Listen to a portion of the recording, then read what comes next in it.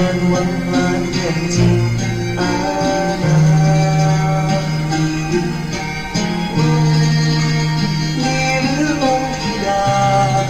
ซึ่งจริงเจือสายมาที่รักประพาคติยันนารีเป็นมหาเทวีปกครองรัตนานางเอ่ยต้องทำทุกสิ่งอย่ามองไร้ที่พึ่งพิงยังยิ่งคำชัยปัญญาสิ่งใดแพ้ภัยนางกล้าบ้านเมืองจะรอดมาของพวงประชาลมเย็นรักเป็นดังลิงสร้างความรุ่งเรืองแต่เวี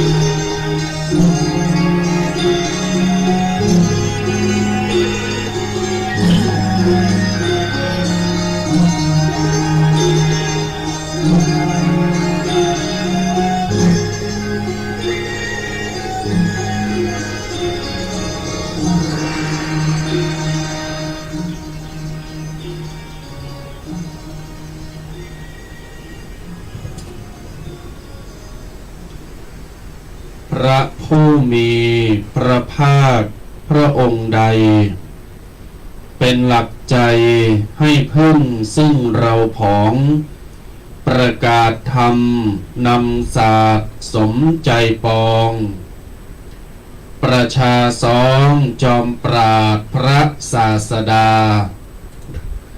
อรหันต์ตรัสรู้เองโดยชอบ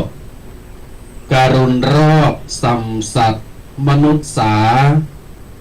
ประโยชน์ใหญ่เกื้อกูลพูนชัยมาเพื่อประชาพ้นทุกข์สุขอนันต์อาสาระหะปุณณมีทวีฤกษ์ประกาศเกริกธรรมจักรเกษมสันต์อริยสัจสี่แรกประกาศพลันกลางไพรวันถิ่นมฤคมัคคธาปัญจวัคคีย์ทั้งห้ามาสดับ น้อมใจรับพระสัทธรรมเทศนากระจ่างแจ้งใจพระโกนทัญญาได้ดวงตาเห็นธรรมล้ำเลิศชนสิ่งใดเกิดขึ้นได้ธรรมดาสิ่งนั้นหนาย่อมดับไปไม่สับสนโกนทัญญะประจักษ์มั่นในกมลธรรมาดลปฐมสงฆ์องค์อัญญาจึงกราบทูลขออุปสมบทพระสุคตประธานสมปรารถนาโกนทัญญะพระสงฆ์แรกองค์รัตนาจึงโลกาครบไตรรัตน์วิวัฒชัยมงคลการประจวบมาณบัดนี้อาสาฬหะปุณณมีกาลสมัยพระจันทร์เพ็ญเด่นดวงสาดแสงไกลน้อมดวงใจปฏิบัติธรรมบูชาเราทั้งหลายมาพร้อมประชุมแล้ววันดวงแก้วครบ3อารักขา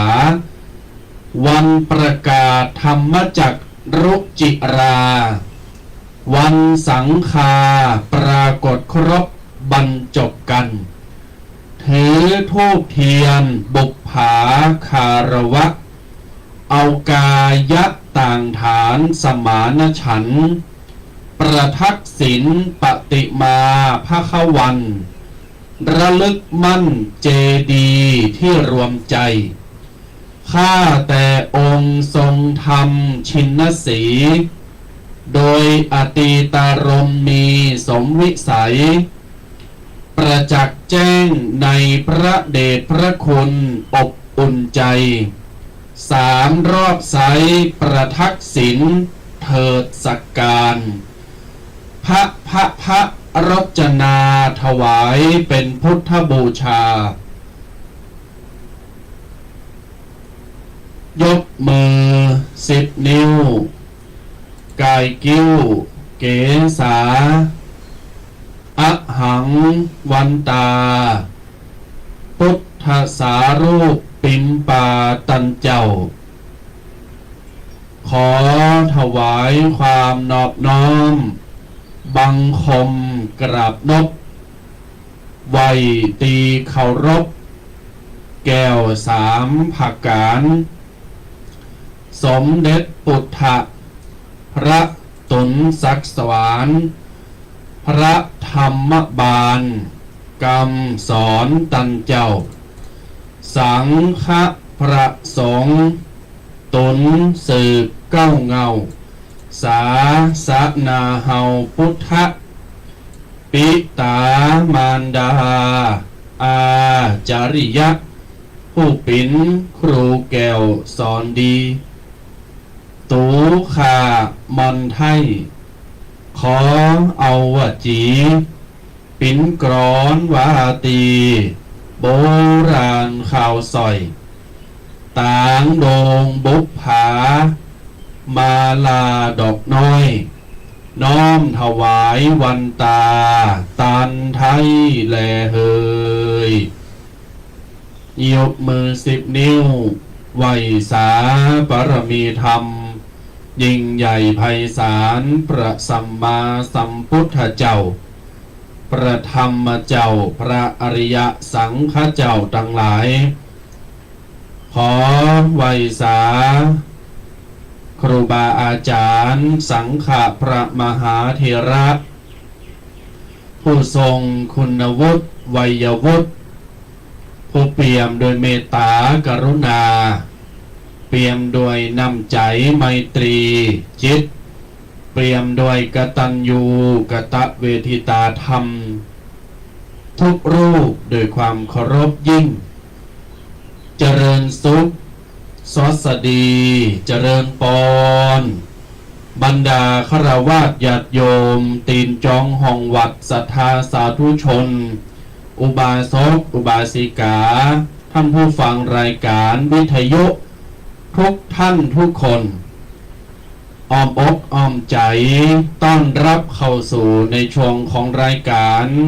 วาทธรรมกำยองตั้งแต่เวลา8 โมงเป็นต้นไปจนถึงเวลา10 โมงหลังเคารพธงชาติเรียบร้อยปะกันกับตุเจ้าอำเภอป่าซางละปูนโอจ๋าภาษากำยองและภาษาปื้นบ้านล้านนาบ้านเฮารายการนี้ดำเนินรายการโดยลูกพระอาตมภาพพระสมุกฤตนิธิทัศน์หรือตุปีเคเจ้าอาวาสวัดสปุงน้อยอำเภอป่าซางละปูนพร้อมกับท่านพระประพันธ์หรือตุปีแดงวัดมงน้อยจะลองศรัทธานำเอารายการผ่านคลื่นวิทยุ104.50 เมกะเฮิรตซ์ส่งกระจายเสียงอำนวยอนุเคราะห์จากวัดฝายหินมหาวิทยาลัยเจียงใหม่จังหวัดเจียงใหม่ห้องส่งสถานีแห่งนี้ที่วัดม่วงน้อยป่าซางลำพูนนำเอารายการนี้มาปิ่นกูปิ่นกิมปิ่นกระยาณมิตรคับกล่อมจิตใจนี่คัดเกลาจิตใจเพื่อความใสสะอาดเพื่อความสงบนิ่งของความคิดและก็สติตลอดจนถึงปัญญาและจิตใจของบรรดาญาติโยมศรัทธาต่างหลายโดยทั่วกันญาติโยมศรัทธาสาธุชนต่างหลายวันนี้วันอาทิตย์วันนี้วันหยุดราชการก็หยุดการงานก็หยุดตลอดจนถึงโฮงเฮนก็หยุดต่างคนต่างหยุดบางท่านก็ใจเวลากับครอบครัวช้อปปิ้งทำบุญตลอดจนถึงไปปล่อยปลาปล่อยนกนี่หลากหลายกันไปแต่บางคนใจเวลาวันหยุดวันนี้รับนี่อยู่บ้านอยู่กับห้องกับหอพร้อมหยังบางคนหยุดกับวันติดวันเดียวก็จะถือโอกาสใจเวลาพักผ่อนวันนี้รับพักผ่อนจนมันติ้งตีกันมั้งบ่ก็สุดแล้วแต่ญาติโยมแต่อย่างไรก็ตามจะไปลืมแบ่งปันเวลาไปทำบุญเด้อไปกินไปทานอยู่กับตัวเองสำรวจจิตใจสำรวจความสุขและความทุกข์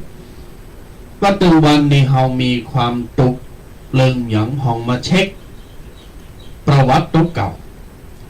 เฮาทำงานในเฮาประสบพบหยังผ่องอย่างเช่นเฮาทำงานบริการเป็นบาริสต้าหรือว่าเป็นปอก้าแม่ขายในคาเฟ่หรือว่าในร้านก้าร้านขายขนมยังต่างๆว่าเช็คพอตัวเก่าแล้วว่าเฮานี่มีความผิดพลาดหรือว่าความบกพร่องส่วนไหนของกอบกับเช็คว่าผิดพลาดแล้วมาพอความดีละมาพอผลสำเร็จละสำเร็จกับสำริดว่าเฮาทำงานเนี่ยที่ผ่านมาเฮามีความสำเร็จแล้วก็มีความสำริดแล้วก็มีความสุขในด่านไหนพองจะได้พองเช่นทำงานกับเจ้านายคนนี้ผู้จัดการคนนี้เจ้าหมู่เพื่อนร่วมงานคนนี้มีความสุขมีน้ำใจดีเป็นกันเองเฮฮาปาร์ตี้ไปกินข้าวกินน้ำไปแอวก็ไปโดยการจอยเหลือเฟื่อกันทำงานแบ่งปันกันและนี่เป็นต้นรักพี่ดีกับน้องปรองดองเหมือนญาติอันนี้คือความดีแล้วก็ความอบอุ่นเรามาเช็คว่าพอซีขึ้นอย่างทำกับเจ้านายคนนี้ลูกน้องคนนี้หรือว่าเปิดโรงงานคนนี้อึดอัดเฮ้ยโมนมีความสุข กดขี่ข่มเหงว่าคอยว่าบูลลี่ว่าบึงปากมองบนว่าต่างๆนานาเล่าขวัญนี่ว่าโอ้ก็มาเช็คพอเรามาจังน้ำหนักว่า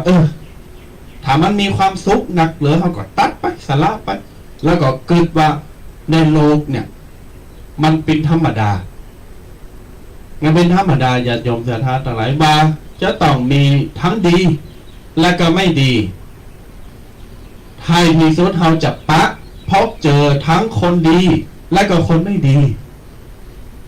แม่ก็ทางว่าปนโรงงานหรือว่าครอบครัวก็ตามเอาไกลๆครอบครัวของเราเนี่ยจิตใจความคิดกับจะเหมือนกันนะสมมติถ้าพอเกิดเห็นอย่างเมย์เกิดเห็นตีลูกไปเห็นอย่างล้านไปเห็นตีแต่ผลสุดท้ายมันก็จะต้องใจชีวิตอยู่ด้วยกันน่ะทั้งขึ้นทั้งล่องนะแต่เราจะต้องมาเกิดวันในความไม่ลงตัวกันเราจะทำอย่างไรให้มันลงตัวได้ยินกันนี้มาเมินว่าแตกต่างแต่เราไม่แตกแยกกรรมนี้ใจใดแตกต่างใดต่างความคิดต่างจิตต่างใจต่างนิสัยใจข้อแตกอย่าแตกแยกกันเลยสามัคคีมีค่ามหาศาลญาติโยมต่างหลายเพราะนั้นแล้วมาพอโต๊ะเก่าเนอะที่ผ่านมาเขาบกพร่องอะไรบ้างทางจิตใจเนี่ยทางการกระทำเนี่ยแล้วก็กรรมอู่ไปปากบดีใส่ไผ่ไผ่เราขวัญไผ่พองไปอู่หรือเปิ้นให้การเจ็บจ้ำนำใจไปบอกเลิกกี่คนมาแล้วเราว่าไปตลอดจนถึงว่าเขามาขอว่าเขามีน้ำใจต่อไผ่พองเขาหืออย่างเปิ้นพองเล่งเขาเล่งน้ำมาเล่งดูปูเสือเอาขนมนุ่มเนยหือนี่เป็นตุ่นนำมาเช็คพอสติความคิดเขาหรอเขาเกิดดีก็เปิ้นก่อห้อมแม้เกิดอาคารพยาบาทก็เปิ้นก็เกิดไปกายวาจาใจจะต้องดีทำดีพูดดีคิดดีเราได้ดีนั้นญาติโยมพอออกไม่ออกศรัทธาเฮาเจ้าขาทั้งหลายขอฝากปิ้นเครื่องเตือนใจนะโยมปอโยมแม่ที่รักทั้งหลายปิ้นเครื่องเตือนใจจะไปชะลาใจอย่าเผลอใจเผลอใจว่ากูตึงใจชีวิตของกูแต่กูจะเอาโลกหมุนรอบตัวกูฉันจะเป็นของฉันอย่างนี้บ่ได้โยมถ้าปิ้นจะอั้นมีให้ขบมีให้ขบมีให้เข่าไก่ญาติโยมทั้งหลายจะเอาไปความคิดโต๊ะเก่าปิ้นใหญ่ไม่ได้บ่ได้เลยเนาะงานญาติโยมญาติทั้งหลายยิ่งอยู่ในสังคมปัจจุบันโลกเปลี่ยนไปมากๆวิวัฒนาการเปลี่ยนแปลงแบบขั้นสุดยอดสังเกตได้จากหยังก็สังเกตได้จากราคาน้ำมันกันราคาหมูเห็ดเป็ดไก่จิ้นปลาอาหารการกินอุปโภคบริโภคกูสิ่งกูอย่างมันแปลงมัดบ่เดี๋ยวนี้นะแม่แต่ไข่ไก่ยังแปลงจิ้นซุ่มเนี่ยญาติโยมศรัทธาทั้งหลายจิ้นซุ่มบ่เดี๋ยวดีพุทโธ18 บาท20 บาทก้อนเนื้อห่อนึงเนี่ย10 กว่าบาทนะเกิดพอไข่เห็นลูกน้ำปลากะปิ5เห็นลูกยันต่างๆปุ๊บทบชับเฮล่ะนั้นเราจะต้องมาเกิดว่าในเมื่อโลกมันเปลี่ยนแปลงไปเฮาก็จะต้องปรับให้มันเข้ากับยุคสมัยกันจะดึกดำบรรพ์บ่ได้แล้วจะอยู่ในกระดองของฉันบ่ได้เปิดมาพอโลกภายนอกเรียนรู้รับรู้2 อย่างจงเรียนรู้และรับรู้นั้นญาติโยมศรัทธาหมู่เฮาทั้งหลายเฮาเกิดมาในสังคมที่มีการเปลี่ยนแปลงทุกวินาทีก็ว่าใดทุกวันน่ะทำแบ่งใจไปยอมหับมันโอ้ยไปตั้งหน้าญาติโยมพอข่าวเปิ้นพอ Facebook มีไลน์ก็พอไป TikTok ติ๊กแต่ก็พอไปนั้นแล้วเบื้องต้น ฝากกับญาติโยมศรัทธาสาธุชนเนอไว้ปิ้นยาชูกำลังใจวัคซีนฉีดใจเพิ่มสติเพิ่มปัญญาคือเกิดขึ้นวันนี้ไกลมาแล้วญาติโยมแฮมถึงเดินแล้วขอพอสอเข้าพรรษาวันที่13 กรกฎาคมเดือนหน้าเป็นวันอาสาฬหะหรือว่าอาสาฬหบูชาจือติ๋มก็คืออาสาฬหปุณณมีบูชาจะเข้าวาสาแล้วเข้าพรรษาท่วนไตรมาส3 เดือนวันนี้จะเอาเริงเข้าวาสานี่แหละวันอาสาฬหบูชาเนี่ยเพราะมันไกลมาเลยเนาะจะมาโอมาจามาเจิญโจรเป่าประกาศหรือป้องแม่ญาติโยมมาเป็นที่หักตันทั้งหลายเนี่ยเจ้าปุดเฮานี่เจ้าเหนือเฮานี่เจียงใหม่ละปูนเจียงไฮ้แพนานไผ่เยาตลาดดิสุโขทัยอย่างหมดเนี้ยก็ได้ยินได้ฟังก็ปากันไปกินไปตานไปทำบุญกลางวาสานะวันอาสาฬหบูชาวันเข้าวาสาทุกวันพระกลางวาสาไปฟังธรรมฟังน้ำฟังธรรมเปิ้นมีเตนน้ำเตนธรรมเริงหยังกันหยังจะกินไปตานจะเปิ้นพองแต่ไปเนากระถาฟังอยู่ตั้งบ้านเนี่ยเจ้ามึงไปฟังเตนะดูเจ้าเปิ้นอู่เลยนะอีเปิ้นเตนเริ่มอย่างอีคุณเนี่ยมือสักกรรมเฮ้ยอ๋อญาติโยมโนกะขอส่วนบุญกับเปิ้นหนึ่งได้เหรอต้องตักต้องตรงต้องทำเอาเองวันเนี้ยจะเข้าสู่เนื้อหาสาระอาสาฬหบูชาความหมายประวัติความปินไปปินมาสำคัญจะได้เข้าภาษานี่ยืนมือต้อง3 เดือนแบบปี65 ปีเนี่ยเดินไหนพองไปออกวันไหนเดินไหนนี่ญาติโยมจะมามาจากันในวันนี้เจิญสดับหาฟังและชมผ่าน Facebook YouTube วิทยุหลากหลายช่องทางเสียงตามสายของกระจายข่าวได้เพื่อจะได้เอาไปไปจากับลูกเต่าเหล่าหลานและเจ้าหมูเจ้าจุ่มกระยังมิตรได้เอาละญาติโยมศรัทธาเดียวเกาะติดตามฟังและชมต่อไปเนอ10 นิ้ววันตาขอกราบไหว้สามายังพระเถระพระสังฆาธิการครูบาอาจารย์จูรูกจูต้นด้วยความเคารพยิ่งเจริญสุขเจริญธรรมจงมาเกิดมีแด่ตันสาธุชนพุทธบริษัทจิวผู้จิวคนที่กำลังสดับหับฟังตังหลายๆช่องทางตังวิทยุ YouTube หรือว่าช่องของ Facebook หรือไลน์กลุ่มต่างๆเจ้าวันนี้ก็มาพบปะกันแห่มเป็นเจ้าตี 2หลังจากตีทางสถานีได้ปรับปรุงเป็นตีเรียบร้อยแล้วตอนนี้เสียงดังฟังชัดแจ๋วนะก็เฮาได้มาพบปะเจอกันหลังจากที่ห่างหายกันไปหลายติดหลายตั้งด้วยกันเนาะเจ้าวันนี้ก็ตรงกับวันที่19วันติดตี19เดือนมิถุนายนเนี่ยก็ได้มาพบปะกันทุกๆวันศุกร์ทุกๆวันเสาร์แล้วก็วันติดเนอะศรัทธาญาติโยมทั้งหลายทุกๆวันเสาร์วันติดเหมือนเก่าเหมือนหลังที่เฮาจะได้มาพบปะเจอกับศรัทธาญาติโยมกันตั้งแต่เวลา8 โมงเป็นต้นไปจนถึง10 โมงโดยประมาณมามาจ๋ามาพบปะกับตุเจ้ายองป่าสร้าง2 รูป 2 ตนตีจะเอาปกิณกะต่างๆเรื่องธรรมะต่างๆยังมามามาเล่าสู่ศรัทธาญาติโยมฟังกันหลังจากที่ตะวานี่ตุปีเคเปิ้นไม่ได้มาเปิ้นติดงานวันนี้มาแล้วเป็นตีเรียบร้อยแล้วครับต่อช่วงท้ายรายการนี่เขาจะเปิดสายหน้าไมค์คือศรัทธาญาติโยมนี่ได้มามามาตักมาตายกันหลังจากที่เขาเปิดสายหน้าไมค์แล้วก็โทรมาเนอะศรัทธาญาติโยมจดเบอร์โทรกันเอาไว้ก่อนแล้วกันบางท่านบางคนกำลังฟังกำลังเปิดมาฟังมาปะกันกำลังมาปะนี่ตู้เจ้าที่ไหนอย่างใดก็โทรมามากันได้เกมปากกาดินสอหรือว่าจะเป็นสมุดหนังสือจดกันเอาไว้เนอะ0826112245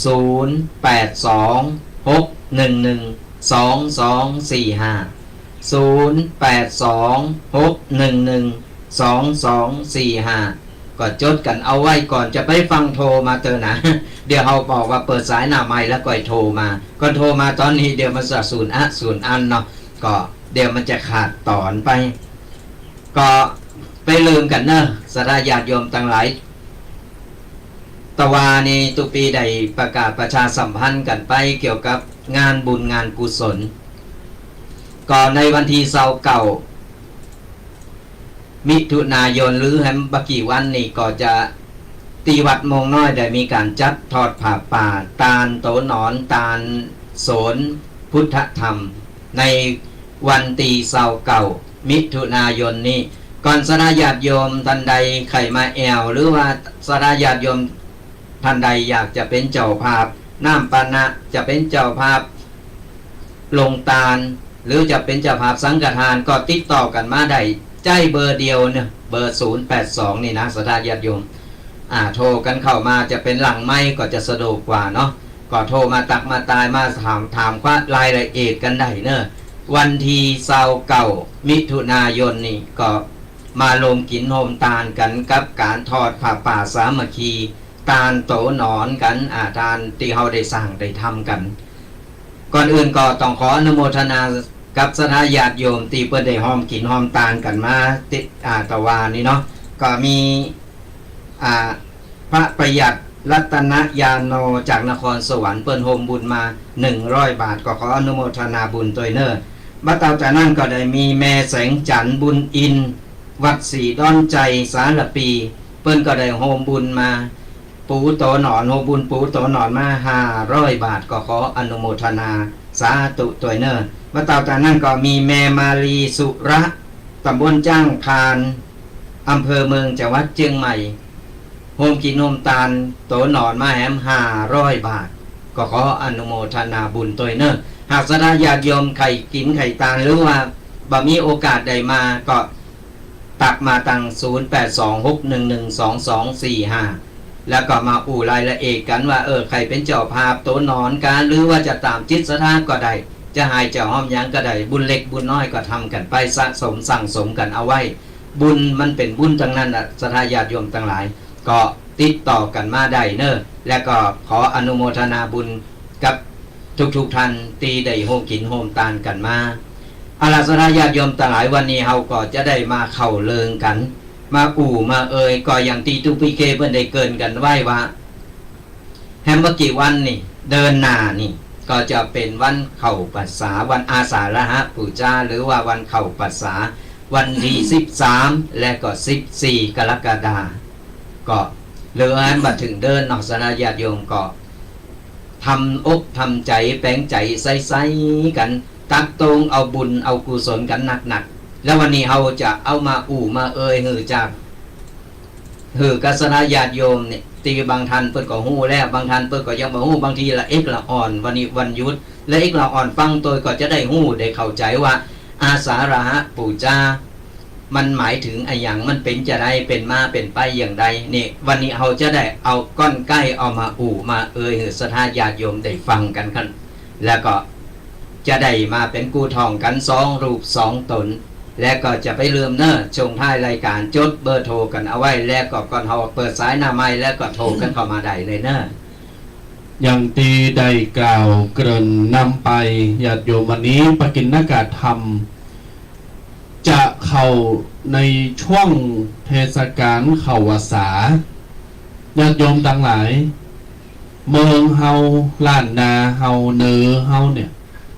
คนเฮาคนแก่หนุ่มกำก็จะไปวัดไปว่า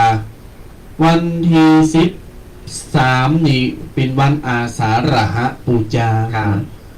วันที่11 12นี่ก็เป็นวันโกนหรือว่าเป็นวันดาเป็นวันห่อคุณเฒ่าเป็นห้องจันเป็นวันห่อญาติโยมห่อขนมห่อ1ว่ะเป็นข้าวแตนมาม่าของกินโคตานเกมปัดเกาะตองแป้งสลอยซอยดอกไม้ใส่บาตรทำบุญเจอเนอะญาติโยมศรัทธาต่างหลาย13ก็เป็นวันอาสาฬหบูชาทีนี้เฮามาโอ้กันว่าในครั้งสมัยพุทธกาลอดีตตะก้อนเนี่ย จะก้อนใกล้มาว่า มันเกิดเหตุการณ์อย่างขึ้นแล้วมันอัศจรรย์จะนะจำคนว่าโอ้มันแปลกประหลาดอัศจรรย์สี่ประการด้วยกันนะก็จะได้มาอู่ว่ามันสี่ข้อสี่ประการนี่มันมีอย่างของญาติโยมจือนะฟังเนอะแล้วก็จดด้วยนะก็จนเจนก็จำเอาญาติโยมเนอะในสมัยพุทธกาลนั้นอาสาฬหะบูชาเนี่ยเป็นห้องว่าอาสาฬหะปุณมีบูชาตรงกับวันขึ้น15 ค่ำเดือน815 ค่ำเดือน8ค่ะเป็นวันที่พระพุทธองค์เนี่ยพระเจ้าของเฮาเนี่ยบรมครูของเราเนี่ยทรงแสดงพระธรรมเทศนาก่อนหน้านั้นก็จะเป็นการประกาศพระศาสนาประกาศธรรมเป็นครั้งแรกถือได้ว่าเป็นการประกาศพระศาสนาให้แก่ชาวโลกได้ฮู้พระองค์ทรงมีสติปัญญาเฉียบแหลมเฉียบคมเฉลียวฉลาดรอบรู้จึงมีการแสดงธรรมนั้นก็ชื่อว่าธรรมจักกัปปวัตตนสูตรข้อนี้สำคัญฉะไหนท้ายรายการจบคำถามเนอจะถามว่าธรรมที่พระพุทธองค์ทรงแสดงเป็นการแรกชื่อว่าธรรมอะไรญาติโยมโทรมาไขปัญหาตอบคำถามคือใดตอบคือใดเนอญาติโยมเนอถามว่าธรรมกันแรกที่พระพุทธเจ้าทรงแสดงชื่อว่าธรรมอะหยังคือไผนี่คำถามแต่ถามว่าชื่อธรรมอย่างบึดก็โทรมาตอนหลังไม่ตอนหน้าไม่ใต้รายการพระองค์ได้ทรงแสดงธรรมมาจากกัปปวัตตนสูตรคือแก่ปัญจวัคคีย์ทั้ง5คือแก่ปัญจวัคคีย์ทั้ง5ปัญจวัคคีย์นี่ก็มีโกณทัญญะวัปปะมหานามะอัสสชิพัทธิยะ5 คน5 องค์5 ตุนนี่โกณทัญญะวัปปะพัทธิยะมหานามะอัสสชิญาติโยมนี่คือปัญจวัคคีย์ทั้ง5มานั่งสดับนั่งฟังพระเจ้าเฮาเนี่ยเตธรรมจักกัปปวัตตนสูตรฟังไปบางตุนก็มอยลับนี่อย่างคุณเฒ่าเฮานะกันฟังธรรมนะโมตัสสะปังกาวันตัวเจ้าเสียงป้อยเสียงโมลับไปบ่อยๆยิ่งชาวนี้ฮะนั่นแสมาเลยมันขุนญาติโยมศรัทธาทั้งหลายบางตุนก็ฟังแล้วโอ้เข้าใจพองบางตุนก็โอ้งวยถามหันถามผิดแต่มีหันตุนหนึ่งปิ้งทันทีเลยเข้าใจทันทีฟังข้างใดปุ๊บโอ้โหสุดยอดนั่นคือพระอัญญาโกณทัญญะฟังแล้วฟังธรรมจักรเนี่ยเข้าใจทันทีแจ่มแจ้งหูทันทีหมายความว่าบรรลุทันทีเลยญาติโยมศรัทธาทั้งหลายบรรลุเป็นอย่างบรรลุเป็นพระโสดาบันเลยเป็นตุเจ้าหรือพระอริยบุคคลรูปแรกในพระพุทธศาสนาหลังจากนั้นก็จึงขอทูลพระพุทธองค์ว่าข้าแต่พระองค์ผู้เจริญเจ้าข้าพระองค์ได้สดับพระธรรมจักรกัปปวัตตนสูตรแล้วสำเร็จฌานเรียบร้อยบัดนี้จากปรารถนาประกาศก้องให้ต้องกันว่าข้าพระองค์ปรารถนาจะขอทูลอุปสมบทหรืออุปสัมปทาเอหิภิกขุอุปสัมปทาคือขอพระพุทธเจ้าเป็นพระอุปชาบวชให้ข้าพระเจ้าหน่อยเพราะข้าพระเจ้าเนี่ยฟังธรรมจากพระองค์เนี่ยประเดี๋ยวนี้เข้าใจแล้วก็ทราบซึ้งเหลือเกินผู้รักธรรม แต่ละอันแต่ละอย่างพระองค์ฟังแล้วก็ตื่นตันใจโอเคอนุญาตตรงปันอนุญาตหือพระองค์ก็บวชด้วยพระองค์เองนั่นหมายความว่าเป็นพระอุปัชฌาย์ด้วยพระองค์เองดังนั้นเหตุการณ์นี้เล่าย่อๆพอใจความสำคัญรวมแล้วมี4ประการสำคัญนี่พี่น้องศรัทธาจือเอาเนอจำจดเนอ4ใจความสำคัญของวันอาสาฬหบูชา1. เป็นวันแรกที่พระพุทธองค์ทรงประกาศพระศาสนาก็คือประกาศว่าเนี้ยเป็นศาสนาพุทธของฉันของสาวกเนี้ยสิ่งที่ฉันปฏิบัติสั่งสมอบรมบำเพ็ญมาผ่านทุกสิ่งทุกอย่างค้นพบทุกสิ่งทุกอย่างนี่คือเป็นการประกาศว่าเป็นพระพุทธศาสนาเป็นศาสนาพุทธประกาศกล้องเลยสำคัญอันดับแรกต่อไปทุกทีเนี้ยสำคัญอันดับที่2เป็นวันที่พระพุทธองค์ทรงเตธรรมง่ายๆแสดงธรรมกันแรกก็คือธรรมจักรปวัตนสูตรเป็นธรรมกันแรกหลังจากที่พระพุทธองค์ตรัสรู้เป็นอนุตตรสัมมาสัมโพธิญาณมาแล้วก็ประกาศพระศาสนาทันทีนะนี่คือสำคัญในมหัศจรรย์ที่2ตติยะท่วน3ข้อที่3โยมเป็นวันที่มีพระสงฆ์คือตัวเจ้าเขาเนี้ยในศาสนาพุทธเนี่ยเกิดขึ้นรูปแรกตะกี้บอกไปแล้วว่าพระอัญญาโกณฑัญญะพระอัญญาโกณฑัญญะและพิเศษไปกว่านั้นเป็นภิกษุที่ได้รับการอุปสมบทแบบเอหิภิกขุอุปสัมปทาโดยมีพระพุทธองค์เป็นพระอุปัชฌาย์ประการที่4จตุถะญาติโยม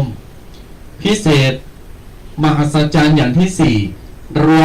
มทั้ง3ข้อมาเป็นข้อที่4มีพระรัตนตรัย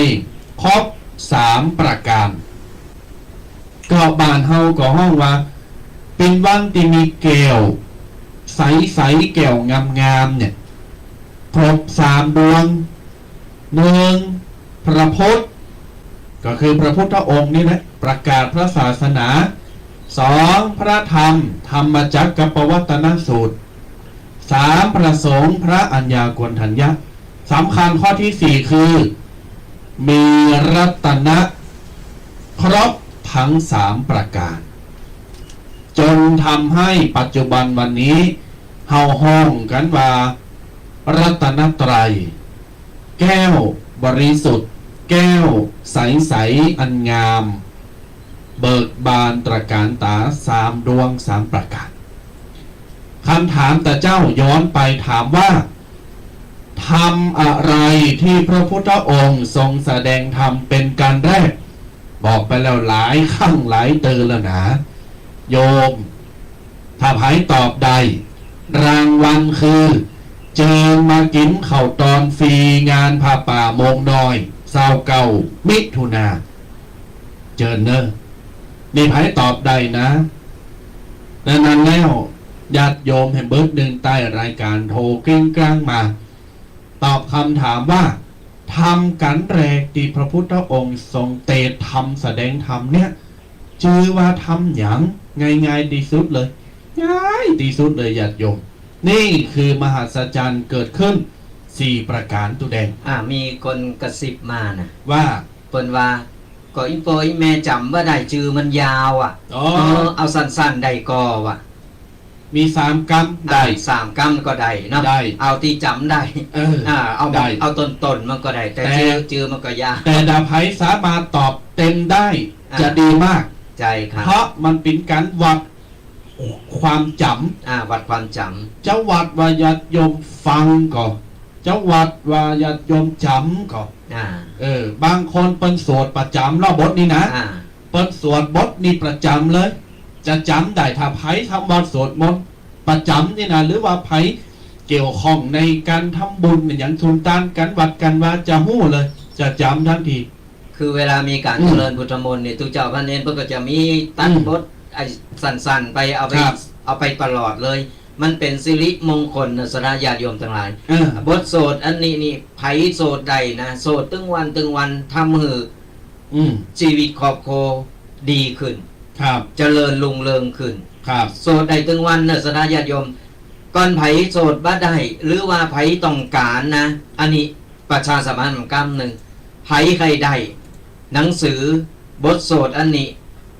ก็สามารถขอตักถ่ายขอมาได้เนอะขอมาได้เดี๋ยวตุปีจะส่งไปเถอะ ครับ เป็นการ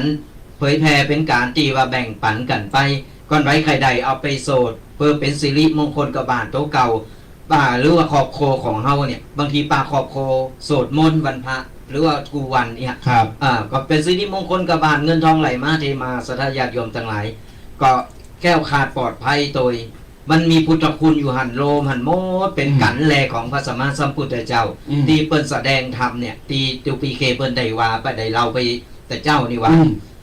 คือมีความสำคัญที่สุดถึงได้มีพระถึงได้มีศาสนาพุทธขึ้นมาได้ก็เพราะว่าพระอัญญาโกฏัญญะเนี่ยเปิ้นฟังธรรมเนี่ยปัญจวัคคีย์ตึงตังสี่นี่นะเปิ้นตึงหาเนี่ยปัญจวัคคีย์ตังหาเนี่ยเปิ้นฟังธรรมจากพระสัมมาสัมพุทธเจ้าจากทำผูกนี่แหละกันนี่แหละพอฟังเสร็จปุ๊บพระอัญญาโกฏัญญะสำเร็จพระอรหันต์ ดวงตาทำทันที ได้ดวงตาเห็นธรรมหรือจึงขอโบสถ์ จึงขอโบสถ์ก็เลยได้ครบเลย3ประการพระพุทธพระธรรมแล้วก็มีสงฆ์องค์แรกก็คือพระอัญญาโกฏัญญะตีเปิ้นได้ฟังธรรมจากพระสัมมาสัมพุทธเจ้านี่แหละ ครับ นี่ถึงบอกว่าสำคัญที่สุดสำคัญที่สุด เพราะฉะนั้นไผต้องการหนังสือบอกเลย แจ้งมาตัวปีจะไปส่งหรือว่าส่งไปตังไปรษณีย์ก็ได้บ่มีการใช้จ่ายเนอะสถานญาติโยมเฮาส่งเป็นการแบ่งปันธรรมะเป็นธรรมทาน เป็นธรรมทานคือกันคือสถานญาติโยมได้เอาไปโสดกัน จะได้เป็นสิริมงคลกับครอบครัวตัวเฮาตัวเองธรรมเทศนากันเนี่ยเป็นกันแรกที่พระพุทธองค์ทรงแสดงญาติโยมในปัจจุบันเนี่ยครูบาอาจารย์พระมหาเถระหรือแม่กระทางว่าเวลามีพิธีเบิกพระเนตรหรือไขตาพระเจ้าอบรมสมโภชพระประธานโบสถวิหารศาลาการประเรียนหรือพระเจ้าตั้งใจตีสี่ตีห้าสูตรโยโกห้องเพิ่งจะเอาบทนี้มาสูตรไขตาพระเจ้าบทธรรมจักเนี่ยบอกกันหรอกเดี๋ยวศรัทธาปฏิตอมได้เจอกันแต่บทธรรมจักเนี่ยไปสูตรเอวเมโสตังเอกังสมัยยังมี2 ตอนตอนที่2นี่ก็สำคัญนะท่อนแรกเป็นบทใจความสำคัญของชีวิตเป็นใจความสำคัญบอกว่าดำรงชีวิตอย่างไรถึงมีความสุขปฏิบัติธรรมจะใดเปิ้นบอกมามดญาติโยมนั่นเรียกว่าอริยมรรค8วันนี้จะเอามาตัวเอามาเสริมเพราะว่าญาติโยมก็จะถามว่าแล้วธรรมจักรมันสำคัญจะใดก่อนในเนี่ยบทธรรมจักรบทต้นเนี่ยจะเอามาเล่ากับญาติโยมฟังว่าเป็นอริยมรรค8ประการเดี๋ยวมาฟังกันต่อไปท่อนที่2ญาติโยมท่อนที่2พี่น้องศรัทธาทั้งหลายพรหมานังเทวานังสันตังโสนทวาจันโตมมหาราชิกาจนถึงทุกสิ่งทุกอย่างเป็นบทสุดท้ายของธรรมจักรเจิญเทวบุตรเทวดาอินพรหมเทพไตเทวามามดญาติโยมเทวดาอยู่สวรรค์จันไหนจันจาตุมหาราชิกากะจันตาวติงสากะจันยามากะจันนิมานรติจันปรนิมิตวสวัตติแล้วก็แถมแฮมหูกี่สิบกว่าจันที่บนสูตรกันน่ะเจิญมามดเป่าประการห้องมามดญาติโยมมาสดับแล้วมาปันป้อนมาอนุโมทนาพุทโธแปลว่าบทธรรมจักรเนี่ยยิ่งใหญ่ขนาดญาติโยมใหญ่มากๆไม่กระทั่งว่าเทวดาเป็นยังยอมหับเท เทวดาได้ยินเสียงโสดธรรมจักนี่แล้วนะเซซ่องสันทุกการญาติโยมตกน้ำไหลตกไฟไหม้เอาเถอะไผสูตรธรรมจักนี่นะ ที่สุดเลยเปิ้นว่าเนี่ยเวลาเฮาโสดไอ้บทโสดธรรมจักนี่นะเทวบุตรเทวดาอยู่ที่ไหนเนี่ยจะมาหมดเฮาโสดในบ้านเพิ่นก็จะมาเฝ้าแต่เฮาป่าหันเพิ่นจะมาฟังมาอนุโมทนาบุญกับเฮาเพื่อเฮาโสดเสร็จเปิ้นปั่นป้อนเปิ้นอวยพรให้เฮานี่แหละถึงบอกว่าสำคัญที่สุดไผโสดใดคือโสดใดตึงวันเนี่ยสังเกตพอเถอะชีวิตเฮาจะดีขึ้นมาจะดีกูสิ่งกูอย่างคือและไอ้อย่างที่มันเร็วร้ายมันจะจางหายไปโดยดีผ่านไปด้วยดีเนี่ยสนาญาติโยมทั้งหลายไผโสดใดแนะนำหรือกับจับโจรหรือโสดกันเลยโสดกันตึงกูบานใดยิ่งดีครับเพราะว่าสังเกตพอเถอะเวลามีงานมงคลอย่างต่างๆเนี่ยบทธรรมจักรนี้จะอยู่ตลอดเวลาจะมีอยู่ตลอดเวลาแม้ทางศีลจัตตาใจครับมันก็ใส่ไปนะคือจะมีกูบทสังเกตกูงานเลยที่เป็นงานมงคลเนี่ย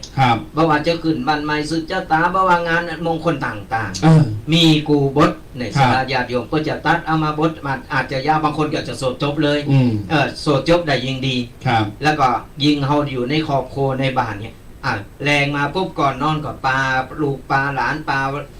โผปลาเมกันมานั่งแล้วก็โสดมนต์ต่อหน้าหิ่งพระต่อหน้าพระก็ได้โสดมนต์นี่โสดยังไม่ได้ก็หนังสือธรรมจักรนี่แหละโสดไปเลยครับบุญกุศลและก็สิ่งต่างๆเนี่ยเพื่อจะมาปกปักรักษาคุ้มครองเราญาติโยมศรัทธาต่างหลายอย่างโตตุปีเองตมาภาพเองนี่จะโสดบทธรรมจะโสดบทธรรมจักรเนี่ยอยู่4วาระก็คือ1สวดทุกเช้าวันเสาร์อาทิตย์เจ้าวันเสาร์กับเจ้าวันอาทิตย์วาระที่2สวดทุกวันศุกร์เช้าวันศุกร์ก็เพราะเป็นวันเกิดของตุปีเองตมาเองและวาระที่4จะสวดทุกเช้าวันพระวันไหนตรงกับวันศีลจะสวดอันนี้ทำเป็นประจำโดยสัจจะโดยทำเป็นประจำวันเสาร์วันอาทิตย์วันศุกร์ประจำวันเกิดแล้วก็วันศีลวันธรรมวันพระจะสวดกุเจ้าเพราะนั้นญาติโยมทั้งหลายเจิญมาสู่ธรรมจักรกันอยู่บ้านอยู่วัดก็ได้เพราะนั้นก็อย่างที่บอกก่อนใครบ่มีหนังสือหรือสวดเมื่อไหร่ก็ตักมาได้เนอะตักมาได้เดี๋ยวทุกปีบอกจือที่อยู่ไว้หลังไม้ก็ได้มันจะเสียเวลาหลังไม้ตักมาใครได้หนังสือเนอะเขียนจือที่อยู่มาที่จะส่งไปหือเป็นธรรมทานหือเนาะก็ขอกันมาได้เนอะว่ามีการใช้จ่ายทั้งใดทั้งสิ้นก็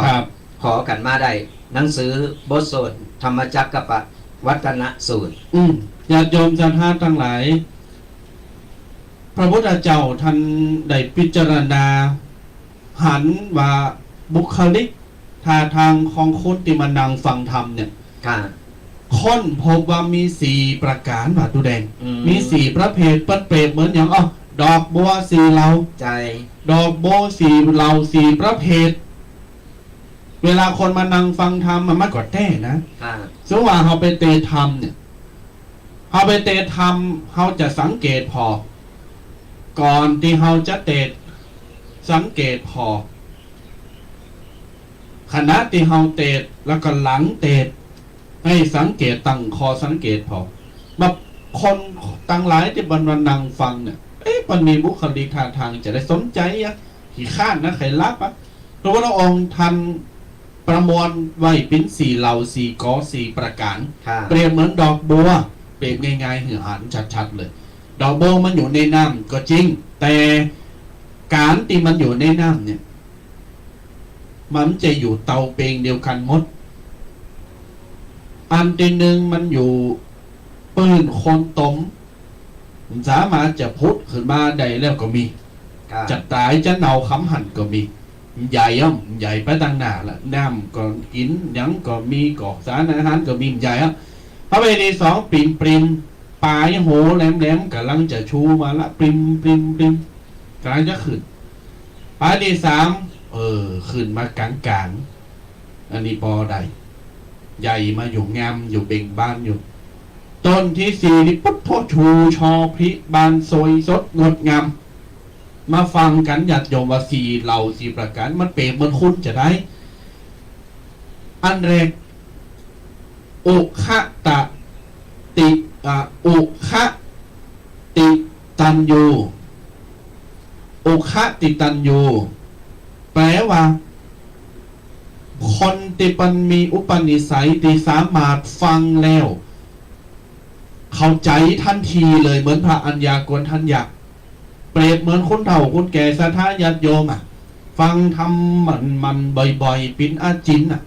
ฟังเรื่องนี้ปุ๊บอ๋อเข้าใจเลยตัวเจ้าปันเตกอ๋อเข้าใจทันทีเลยเนี่ยไม่งงไม่งวยนี่คือเปรียบเหมือนดอกโบตีโอ้ยพริดอกบัวตีหับแสงเจิดจ่าจากดวงอาทิตย์โตเต็มที่งามติ๋มตีแล้ว คนประเภทนี้สอนอันหยังฟังอันหยังพอมหยังหู้หยังก็น้อมรับและนำไปปรับปรุงแก้ไขจนทำให้ตัวเองเติบโตขึ้นทำให้โตเก่าเติบใหญ่พิบานตระการตามีประสบการณ์มีความหู้เฉลียวฉลาดรอบรู้เป็นปราชญ์นี่คือต้นที่หนึ่งเปรียบเหมือนคนที่หนึ่งอุคะติตันยูประเภทที่สองญาติโยมบัวเหล่าที่สองวิปจิตันยูวิปจิตันยูแปลว่าคนที่มันมานั่งฟังธรรมเนี่ยสามารถเข้าใจแต่คำว่าเข้าใจนี่ก็หมายความว่าจะต้องหือตัวเจ้าจะต้องหือเปิ้นคนที่เป็นอู่เนี่ยขยายความก่อนจึงจะเข้าใจตัวเองเจนมันจึงจะเข้าใจก็หมายความว่าดอกโบตีอยู่ปริ่มน้ำที่มันกำลังจะโตจะใหญ่ขึ้นมาโหมันจะพ่นน้ำแล้วแต่ยังพ่นดีแหล่เนี่ยจะเข้าใจก็ต่อเมื่อคนตีปันอู่หรือว่าตีปันเตทำเนี่ยอธิบายคือฟังก่อนทำอธิบายนี่มีทางเข้าใจคืออู่ง่ายเปิ้นว่ามีสติปัญญาปานกลางเป็นคนกลางกลางต่อไปเหล่าที่สามนัยยะง่ายๆสั้นๆเหล่าที่สามประเภทที่สามนัยยะแปลว่าผู้ที่มีความเพียรพยายามเวลาฟังเปิ้นสอนฟังตูเจ้าเปิ้นเตศฟังครูบาอาจารย์ฟังอย่างต่างๆก็ตามว่าเข้าใจยกมือถามหันถามนี่ตั้งใจท่องตั้งใจฟังตั้งใจเห็นหูภาคเพียรพยายามนัยยะเปรียบเสมือนคนตีฝักใฝ่เรียนรู้อยู่เสมอต้องการหู้ต้องการถามเช่นเวลาเราไปฟังไผเป็นบรรยายแต่เราเข้าใจยกมือถามยกมือถามยกมือถามติ๊กจนกว่าจะเข้าใจแต่คนที่เป็น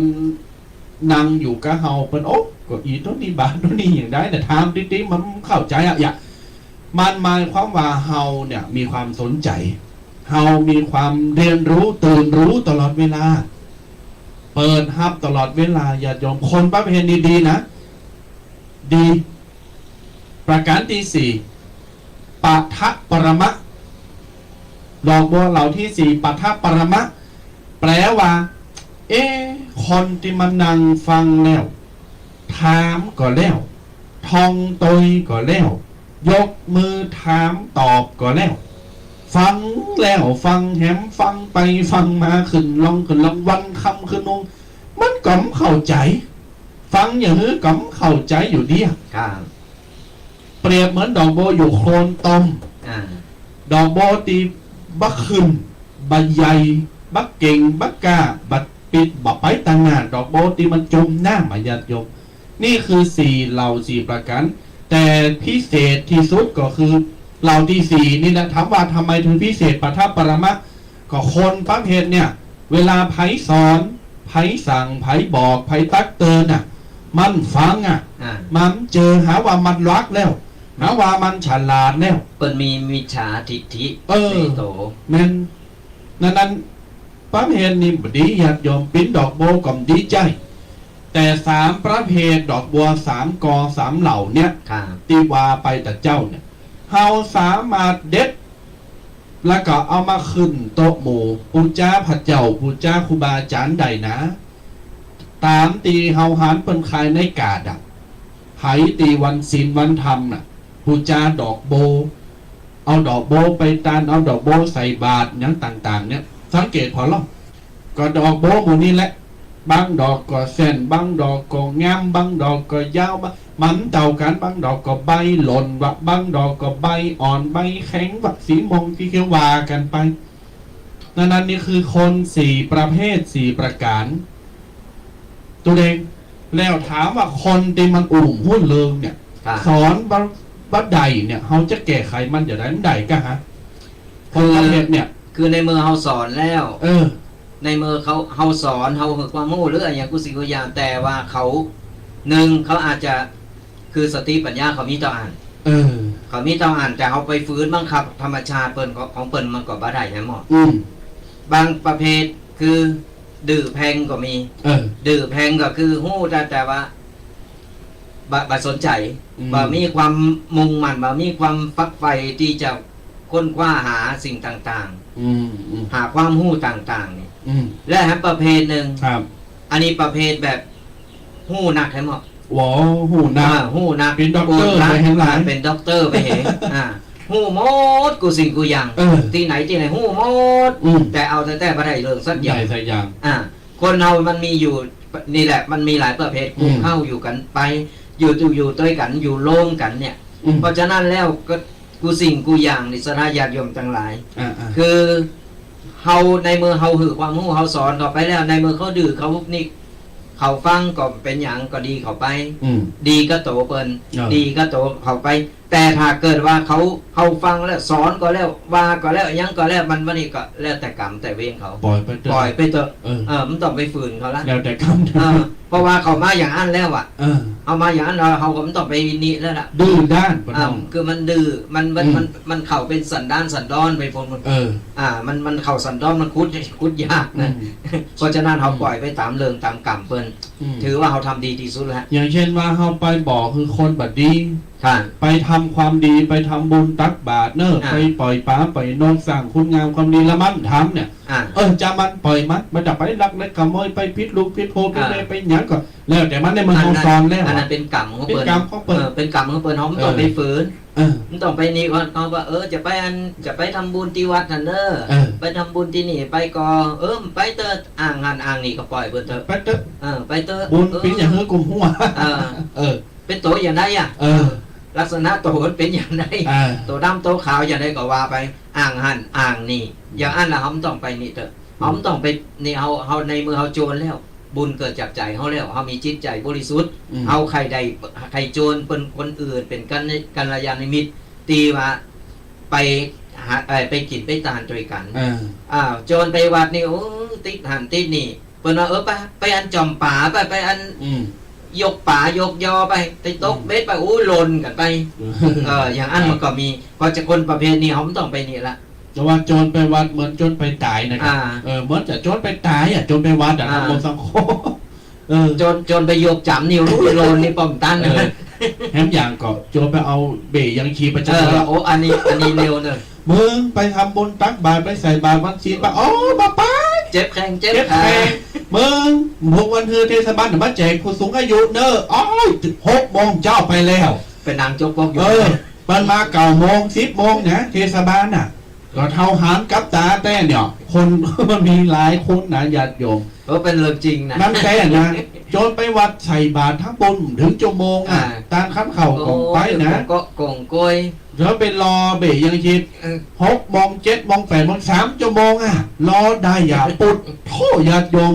มันตลกนะคนเฮานี่นะเพราะฉะนั้นแล้วนี่หาเฮาไปโจรไปกินไปตามไปสั่งบุญสั่งกุศลความดีเดี๋ยวเปิ้นไปก่อนแสดงว่าจิตใจเปิ้นหับใจเปิ้นบ่ตกจิตใจเปิ้นตกในการทำบุญแล้วก็แล้วแต่เปิ้นผีที่อยู่ตั้งในโตของเปิ้นคือผีที่บ่อยากจะได้บุญเนี่ยมันแสดงโตหือชัดเจนว่ากูต้องการบุญก็ต้องไปฟื้นเปิ้นอันนี้เป็นต้นเนาะก็เพิ่นบอกว่าคนเฮาร่างกายของคนเฮามี2รางอยู่ในโตรางมารกับรางพระ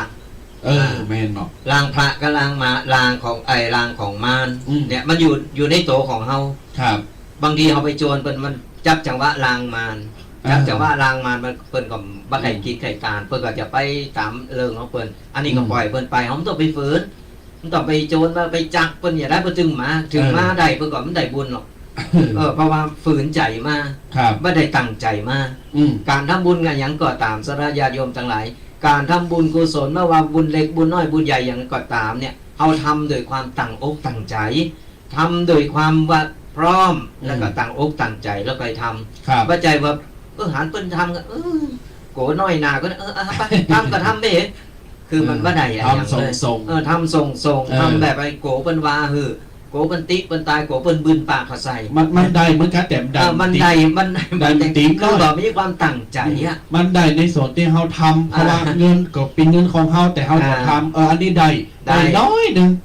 เหมื่อนอย่างเมื่อกี้กับปลานะกะแต่มันได้ติ๋มอ่ะอันนี้เป็นตุ่นญาติโยมศรัทธาตั้งหลายไปก็บนไป ทีนี้มาถึงเนื้อแก่นของธรรมจักรเนื้อแก่นของธรรมจักรเนี่ยแต่เจ้าบอกว่ามันเป็นห้องว่าอริยมรรคมีองค์8ประการอริยมรรคมีองค์8หรือ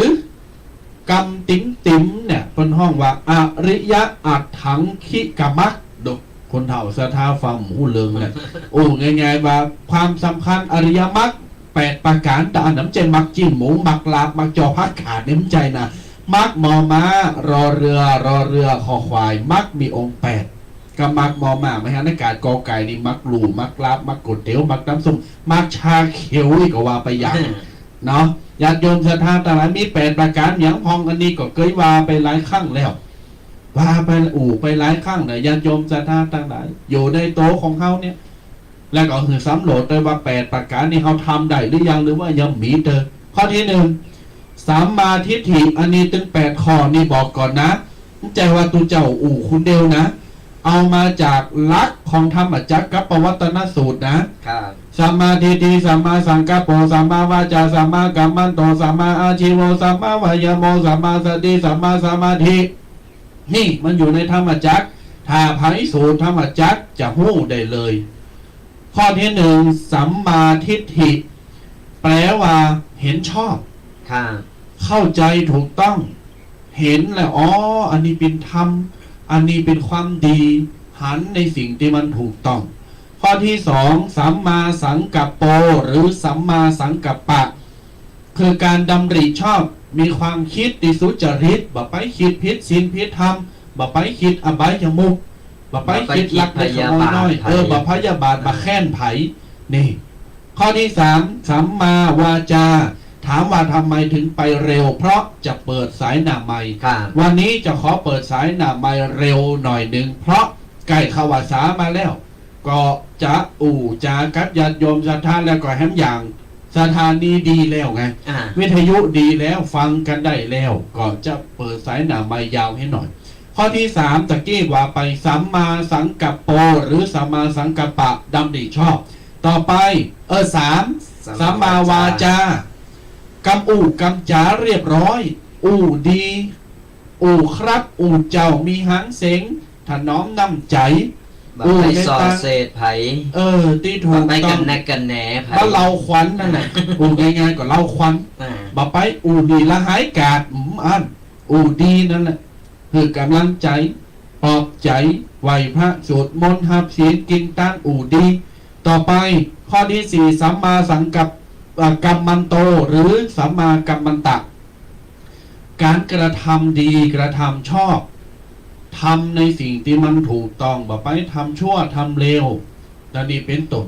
ต่อไปข้อที่5สัมมาอาชีโวหรือสัมมาอาชีวะญาติโยมทั้งหลาย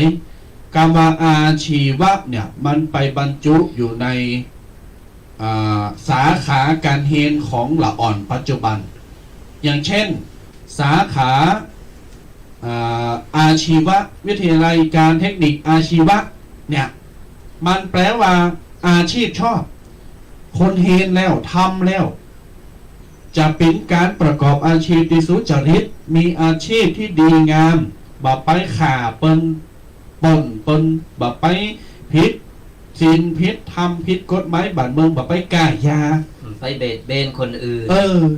นี่คืออาชีพสุจริต ครับ ต่อไปสัมมาวายาโมหรือสัมมาวายามะ มีความเพียรพยายามในการทำความดีละความชั่ว มีการทำความดีเป็นนิด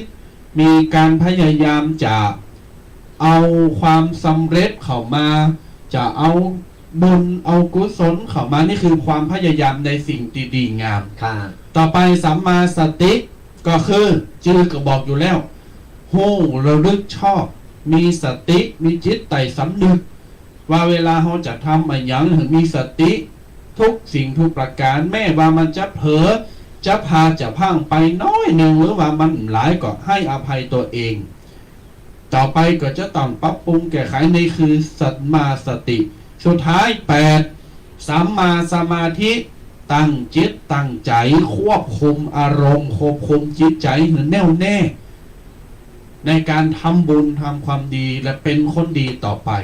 นี่คืออริยมรรค8ประการ ครับ สรุปง่ายๆย่อๆเอาภาษาติญาติโยมเข้าใจง่ายให้ฟังเอาละญาติโยมศรัทธาต่างหลายนี่คือทั้งหมดทั้งมวลย่อเป็นอย่างว่า ประวัติและก็ความเป็นมาตลอดจนถึงความสำคัญ ของวันอาสาฬหบูชาเนี่ยเป็นจะได้จากับญาติโยมศรัทธาฟังปิ้นนำแล้วไปละตอนนี้ไปญาติโยมศรัทธาต่างหลายเชิญโทรมาหน้าไม่ได้และอย่าลืมตอบคำถามนะโยมนะคำถามคือทำอันหยังตีพระพุทธองค์ทรงแสดงธรรมเป็นกันแรกและเป็นครั้งแรกในวันอาสาฬหบูชา15 คำเดิน8ทำอันหยังนี่คือคำถามโ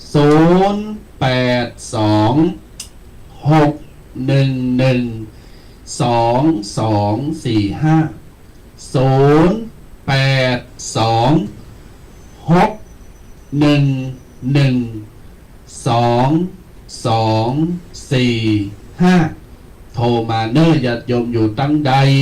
ฟังกาในวิทยุกา YouTube Facebook กาตัดไปลงใน TikTok กาเปิดฟังข้างแรกกาเป็นประจำกากึดเติงหากาโทรมาได้โทรมามาจากันแต่ว่านี่ได้ยินเสียงตุเคได้ยินกันตุแดงแต่ยังก็ว่าไปแล้วก็รายการนี้ฟังแล้วปิ้นจะได้โมนกับโมนยองงามันโมนน้ำโมนกาสัญญาณฟังดังไกลไปถึงไหนเฮาก็ไขหู้เพราะว่ามีการปรับปรุงเปลี่ยนแปลงซ่อมแซมเครื่องสถานีสายไฟใหม่ก็ไขหู้ว่าไกลระบบปิดจะได้0826112245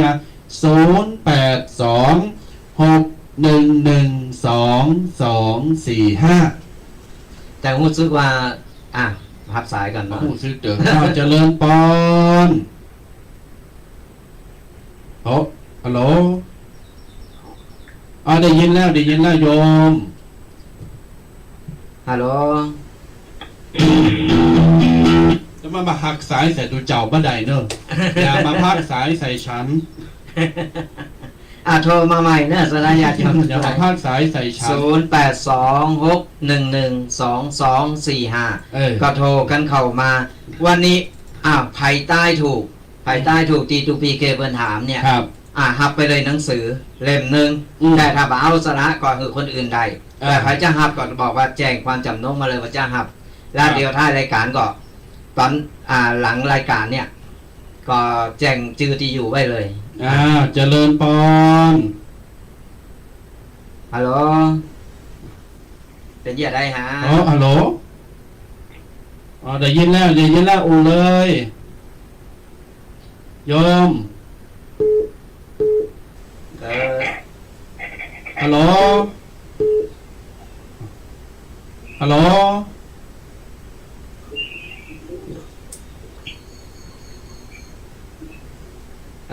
โทรมาแล้วบ่แสดงว่าสัญญาณตะปุนหรือว่า เสียงตะปุนอาจจำได้ยินโทรมาใหม่จะเริ่มได้ยินได้ยังได้ยินแล้วโยม จ้ามันอย่างไรนี่ ได้ยินแล้ววางไปเห็นแล้วแสดงว่าตังปุนเป็นบัดได้ยินเสียงเฮาโทรมาใหม่เนอ3979เนอ3975เนอญาติโยมชาท่าโทรมาเนอบานาไม0826112245โยมแม่ได้ยินหรือยังฮัลโหลเดี๋ยวอย่าตัดไป ปิดวิทยุก่อนก็ได้ อืม แล้วก็ฟังทางทางไอ้โทรศัพท์เอานะก่อนเปิดวิทยุตัวแล้วก็ฟังโทรศัพท์เนี่ยมันก็จะฟังบ่ฮู้เรื่อง ครับก็เจอญาติโยมชาท่าในปากันโทรมาเนอว่าจะฟังอยู่ตังได้ฟังอยู่ Facebook วิทยุ104.50 YouTube ก็ตักตายกันมาได้แล้วก็จะได้เช็คจะได้ฮู้ว่าตังปูมีสัญญาณไปถึงเนอะสัญญาณเลินปอนลองถอดอันนี้แล้วแม่ได้ยินหรือยังแน่แสดงว่าพิเศษอันนี้ถ้าถอดอันนี้ได้ยินเลยได้ยินละแม่ได้ยินแล้วเนาะแสดงว่าพิเศษได้ยินการได้ยินชัดมากเลยลองเสียงดูนี่ยังแม่ฟังจากไหน จากติด แน่พิเศษตัวนี้ไงอันหนึ่งแน่อันหนึ่ง ฮัลโหล วางไปแล้วพิเศษตัวนี้ไง 11 นาที ตัวนี้ดีสุมาอภัยเนอร์ญาติโยมเนอร์ขอสุมาอภัยเจิญโทรมาแห่งกรรมเนอร์อาจจะมีปัญหาเรื่องสายไฟเนาะ0826112245ขอสุมาอภัยอาจจะหลงไปผิดพลาดไปเนาะสุมาเนอร์คัดของหน่อยหนึ่งเนาะ0826112245ประเมศธาโทรมาไดเนอร์การภาษานี่ก็เจิญญาติโยมปากันไปกินตานไปทำบุญเนอะญาติโยมเนาะไปทำบุญสุนตานกันได้ที่วัดบ้านไผ่บ้านมันเนาะเลินพรได้ยินแล้วเดี๋ยวสัญญาณมีปัญหา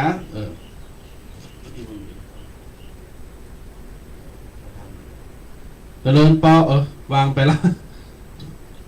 เลินปอนได้ยินหรือยังได้ยินละสุมาเด้อตะกี้สายมันหลวมสายมันอันนี้เห็นหน่อยโทรจากเชียงใหม่บ้านดอนใจตำบลประแดกเจ้าบ้านดอนใจเนาะโยมแม่ดอนใจเป็นได้พ้องสัญญาณ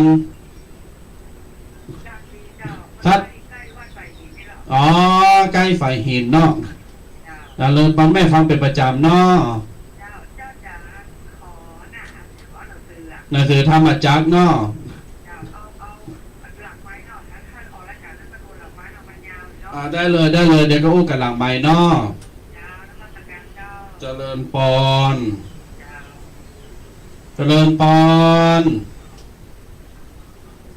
ฮัลโหลแม่ปิดวิทยุแล้วก็ฟังจากโทรศัพท์เอาเนอฮัลโหล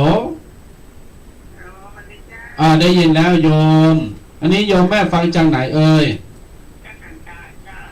สังสายจริงไหมสังสายไม่โจ้เนาะฟังแล้วเป็นนายพ้องเข้าใจดีม่วนดีเนาะดีแล้วแม่ฟังไปนนเนอะดีแล้วฟังกุตนกูองกุรายการเลยเนาะกลางวาสาไปกี่ไปตามแม่เนอะเริ่มถามว่าวัดอะไรอย่างก็ออกกาฮะแม่นละกา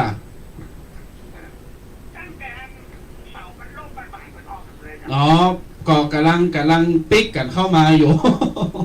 กำลังปิ๊กกันเข้ามาบางตนประกอบแม่นละเดี๋ยวรอสักกรรมก็คงจะปิ๊กมาจัดเนาะแม่เนาะโมทนาเนอเลินปอนนี่จากสันทรายนี่ญาติโยมสาธาต่างหลายตะกี้มาได้หาบสายโทรมาใหม่เนอเป็น053อย่าเป็นเบอร์บานเนาะขออภัยตัวเนอ 0826112245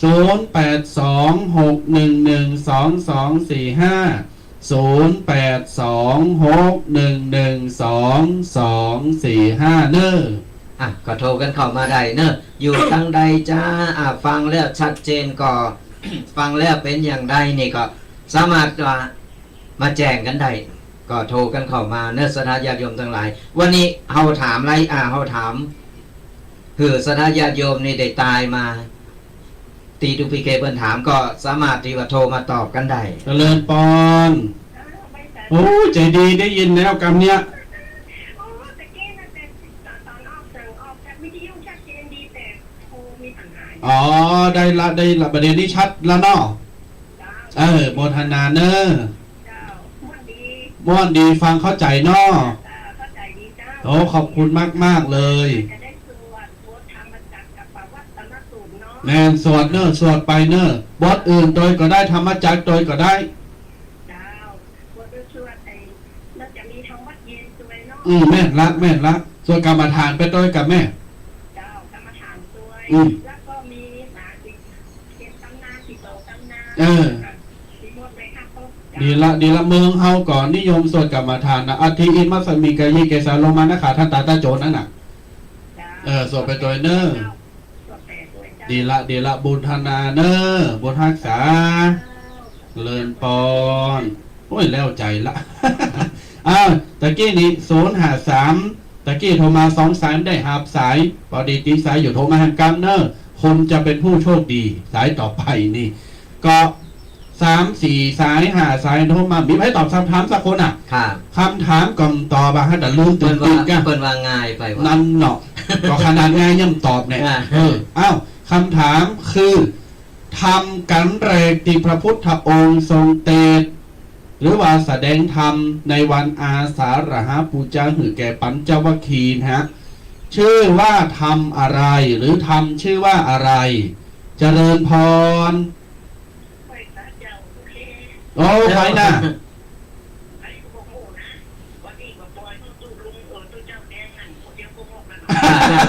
วันนี้ครับปล่อยแล้วอีดูเปิ้นลำวันนี้มาลูอูนิมนต์งานหอกอ๋อแม่บุญเลื่อนแม่บุญเลื่อนอ๋อแม่หนอห่มได้ตากตายกันมื้อน่ะเนาะ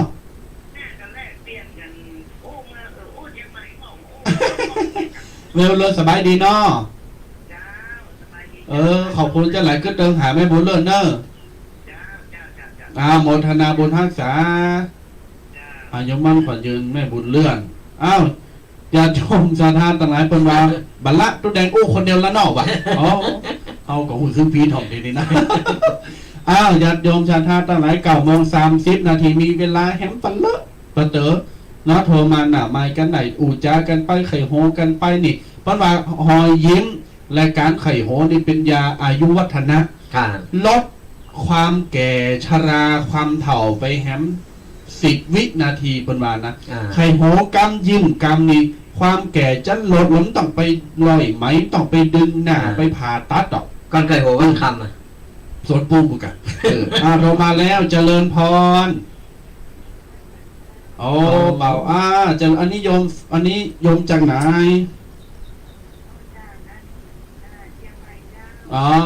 ฟังจาก104เนาะอันนี้ได้ยินชัดเหมือนกันโยมแม่ฟังเป็นประจำเนาะ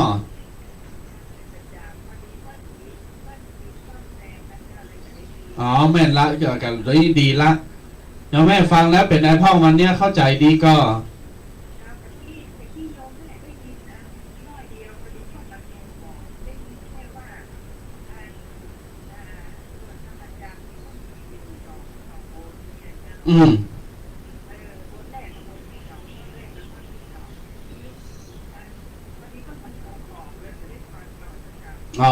เป็นอย่างเดียวจะซ้ำคือเนาะ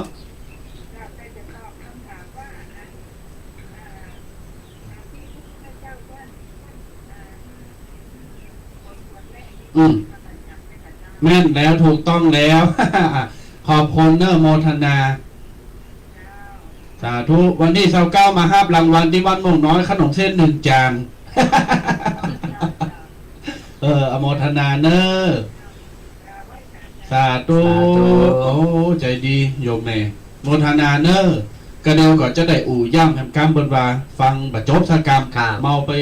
ไอ้ยังไปเก็บของ เปิ้นมาส่งของ อ๋อเพิ่นมาส่งของเนาะ เคอรี่มา เนาะอ้าวญาติโยมศรัทธาตั้งหลาย0826112245เจิญสายต่อไปโทรมาเนอ ก็โทรกันเข้ามาได้เนอะไผมาตอบคำถามหรือว่าไผตีว่าต้องการหนังสือก็โทรกันเข้ามาได้ว่าต้องการหนังสือเขาก็จะท้ายรายการเขาจะจดจื่อตีอยู่ แล้วก็จะส่งไปเหอะว่ามีการใช้จ่ายเนอะสนาญาติโยมทั้งหลายถ้าเกิดว่าไผตอบคำถามถูกเขาก็จะมอบเหอะเหมือนกันนะเป็นสินน้ำใจเหอะสนาญาติโยมเนี่ยได้เอาไปทองเอาไปโสดกัน ยิงไก่วันอาสาฬหปูชานี่จะได้เอาไปโสด เอาไปโสดปลาลูกปลาหลานปลาครอบครัวเอาไปโสดนิติบาลก็เป็นสิริมงคลเป็นอย่างที่บอกนั่นแหละก็คือเวลาเอาโสดเมื่อใดปุ๊บเนี่ยเทวบุตรเทวดาตีเปิ้นรักษาตัวตนของเฮาหรือว่าตีอื่นตีไก่ถือว่าเฝ้าบ้านเฝ้าจองเฮาเนี่ยเปิ้นก็จะลงมาอนุโมทนาบุญกับเฮาจะมาปกปักรักษาคุ้มครองเฮาเนี่ยเป็นสิริมงคลกับโตเก่าพอโอกาสดี ตอนนี้เฮามีหนังสือที่จะแจกคือสถาญาติโยมเนอะก่อนไผใครใดก็ ครับ แจ้งความจำนงมาหรือ บบ อ อก ก ขนาดนั้นเนาะ มีปอที่จะคือสถาญาติโยมเนี่ยได้เอาไปกระจายกัน ครับ จะได้ไปเอาบุญตัวกัน ก็ถือโอกาส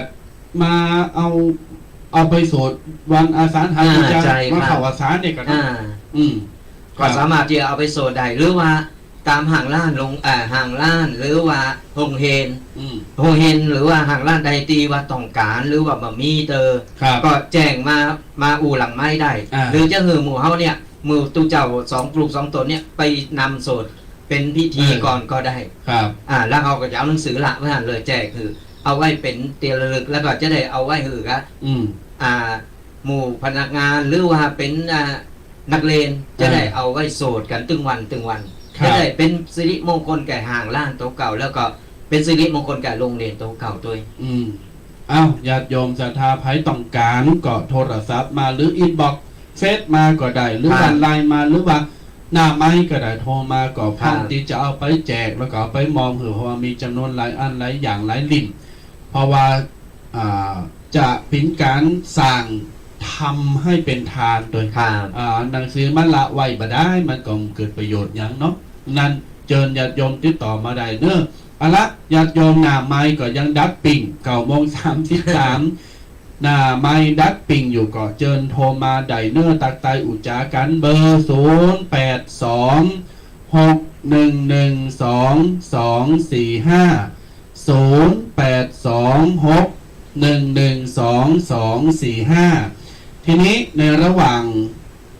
การรอสายหน้าไม้ ครับ เจ้าตุบีแดงเปิ้นประกาศ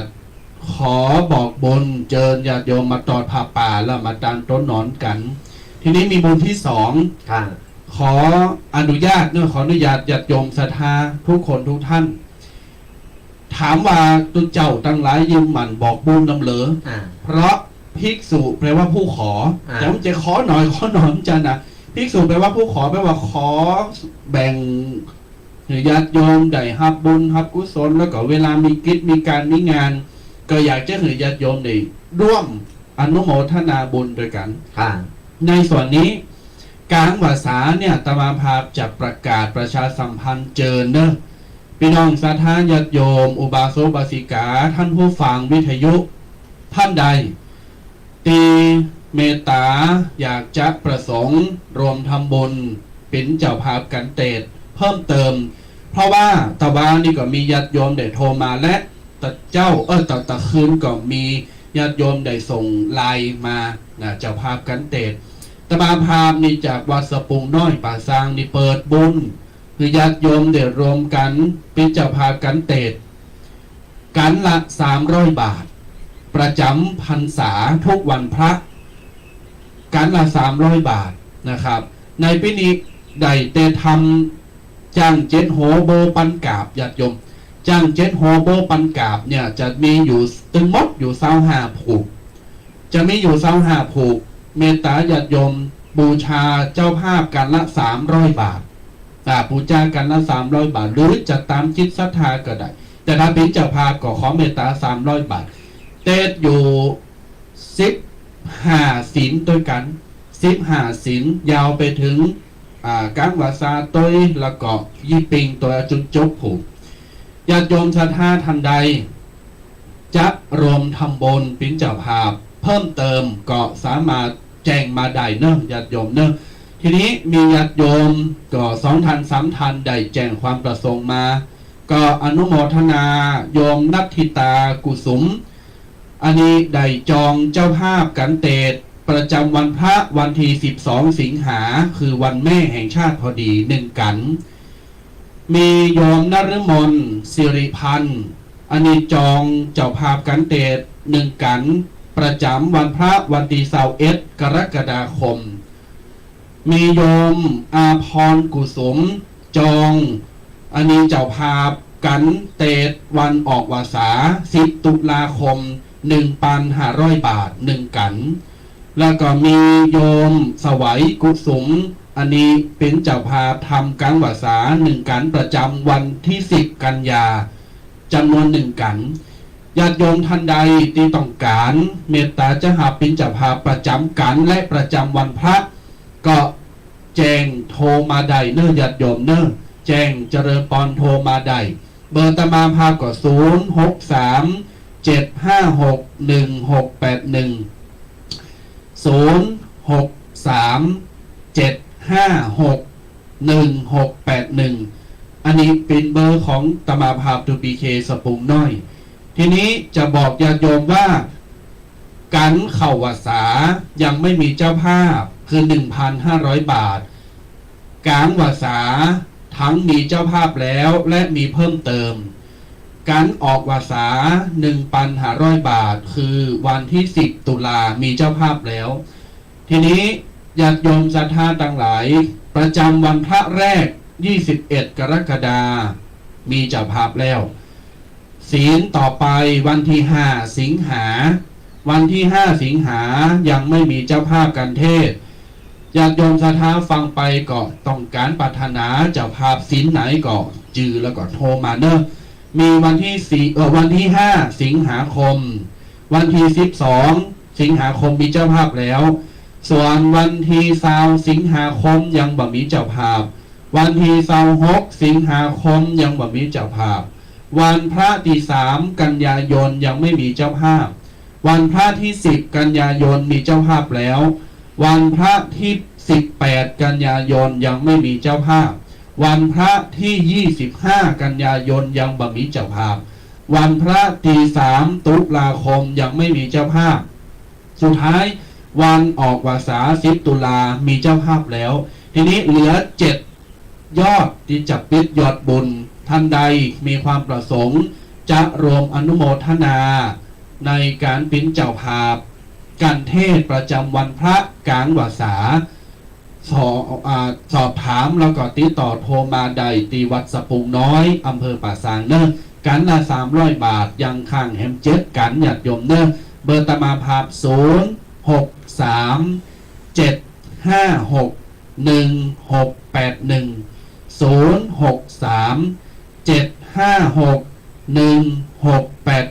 เจิญปูจาเจ้าภาพกันเตดกลางวาสากันหลัก300 บาทได้เนอะญาติโยมเนอะเอาละทีนี้เข้ามาสู่ในช่วงของรายการของเฮาแล้วก็ทักทายหน้าใหม่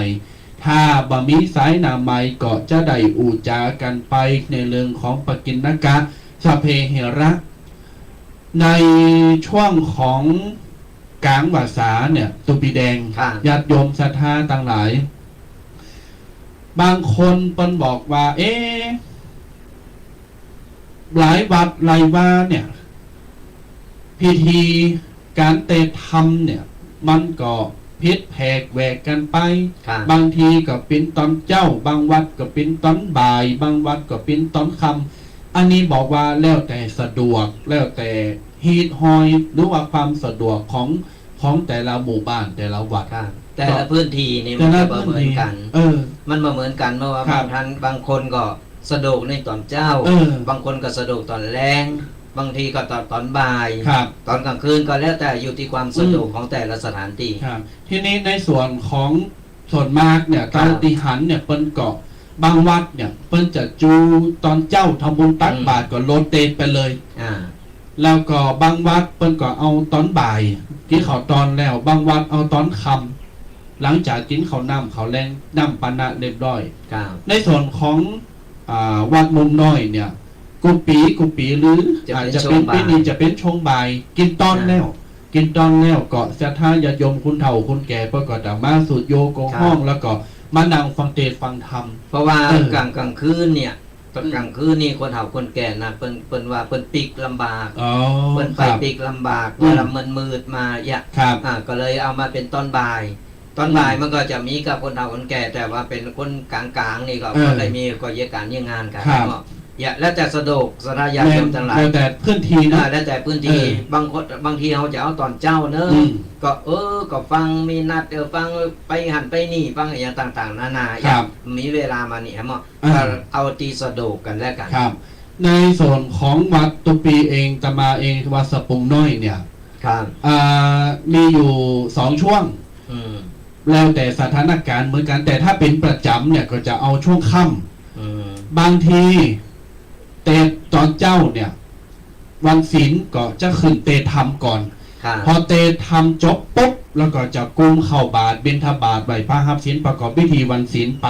เพราะถือโอกาสว่าวันศีลตอนเจ้าเนี่ยเปิ้นมาทำบุญหนักที่สุดเปิ้นมาทำบุญตอนเจ้าก็ถือโอกาสถือเปิ้นได้ปูจากันเตะธรรมไปเลย ครับมัน เออ สะดวกก็คือ ครับ ถ้าไปเอาตอนเจ้าเนี่ยมันสะดวกมันต่อไป เออ ปีกอย่างเงี้ย ครับ ไม่ต้องหงหน้าหงหลัง คอย แต่บางทีก็ห้ามทาบัตรเต็มหรือว่าทำมีหลายเนี่ยวันสะปุงน้อยจะแบ่งเป็น2ช่วง ช่วงแรกเนี่ยยืนพื้นคือตอนเช้า กุปีก็เอาตอนเจ้า ครับ ช่วงที่2ปิ้นตอนค่ำภาคค่ำประมาณ1 ทุ่มเป็นต้นไป อันนี้จะทำมาเหมือนละเพราะว่าหลังจากกินข้าวแรงเรียบร้อยอากาศมันเย็นแล้วก็สถานญาติโยมก็สะดวกสบายก็ปากันมาหนักมาหลายและขณะเดียวกันในช่วงของมาคำนึงถึงว่าเป็นในช่วงของพี่น้องศรัทธาเนี่ยมักจะไปเต็ดหอมใส่ลำไยประกอบอาชีพ ไปเสาะวาหากินเนาะไปทำมาก้าขายแล้วก็อากาศมันร้อนโดยมันไขรับตอนบ่ายอย่างเฮาเองเขาก็ยังไขรับ ทีนี้ถ้าเอาตอนบ่ายเนี่ยคนเฒ่าคนแก่ก็จำไว้มันร้อน แล้วก็มันร้อนโดยมันไขรับโดยคนหน่อยโดยคนไขฟังก็ได้มาฟัง ก็เลยตัดสินใจตั้งแต่ไหนแต่ไรมาละตั้งแต่มาอยู่นี่ก็เอาเป็น2 ช่วง ช่วงแรกเอาเป็นตอนเจ้า หลังก่อนกุมเข่าบาทวันศีล ครับ ช่วงที่2เอาเป็นตอนคำเฮาก็เตะธรรมแล้วก็ไหวพระสวดมนต์สวดธรรมจักรนำสถาสวดกรรมฐานนั่นนี่แบบนี้จะทำเป็นประจำแต่ทีนี้ถามว่ามันแล้วแต่สถานการณ์แล้วแต่พื้นที่ของญาติโยมแต่เฮาจะต้องคำนึงเนาะคำนึงถึงว่าญาติโยมศรัทธาเนี่ยไหนๆก็กลางว่าสาละ ปีไหนก็แค่3 เดือนเฮ็ดแต่เนี่ยมันจะว่าจะปิ้นตุกปิ้นอยากปีไหนแค่3 เดินอาทิตย์ละ1 วัน ก็สละมาฟังเทศน์ฟังธรรมมาสูตรโยโกห้องติวัดญาติโยมศรัทธาทาอันนี้ตัวเจ้านี่ดัดเตศธรรมหือนกกาแกฟังนะตัวเจ้าดัดเตศธรรมหือหูเหมือนหูปั่นตัวเจ้าดัดเตศธรรมหือเสาวิหารลังข้าวฟังธรรมมิศรัทธามาฟังเทศน์ฟังธรรมเนี่ย ครับ นั่นขอ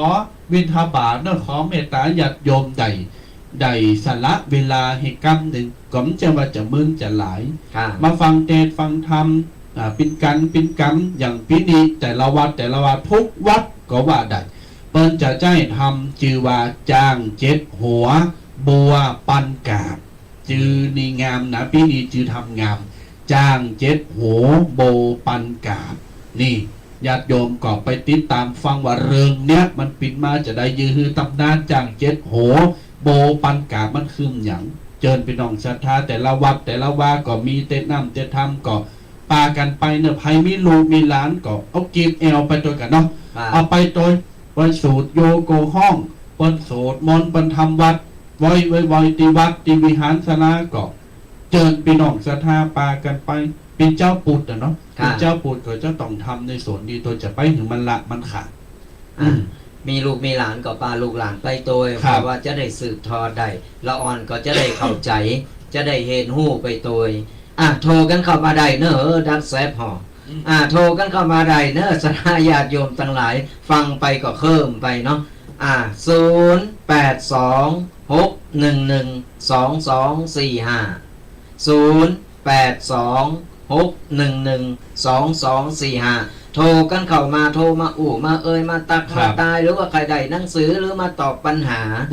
ก็โทรกันเข้ามาได้เฮาจะได้ฮู้กันโดยกติในวันนี้ FC ของเฮานาสารกลางไปทางใดนี่วันนี้ดักแซบของปกตินี่จะมานะแต่ว่าก็มาแล้วก็โทรกันเข้ามาได้เนอะฟังกันอยู่ก็โทรเฮาจะได้ฮู้ว่าหลังจากที่เพิ่นปรับปรุงแล้วเนี่ยเสียงกระจายมันไปถึงไหน มันไกลถึงไหนหรือว่าชัดเจนก่อนหรือว่าบางคนยังตะกุกตะก้ายังมีอย่างอยู่เฮาจะได้เอามาปรับปรุงแก้ไขก็โทรกันเข้ามารายงานกันได้เนอะ